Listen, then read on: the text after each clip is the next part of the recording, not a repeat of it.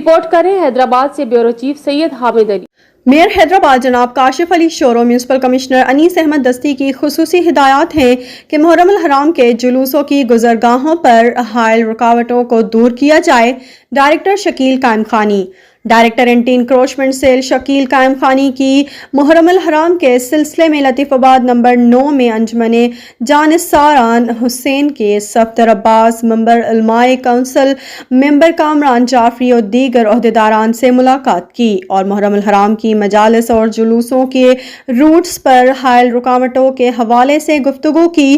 Director encroachment Shakeel Qayam खानी ने मुंतज़मीन को यकीन दिलाया कि मुहर्रम अल हराम के तमाम जुलूसों और मजालिस के मकामात पर हायल रुकावटों को दूर किया जाएगा और तमाम अंजुमनों के मुंतज़मीन से मुसलसल राब्ता रखा जाएगा।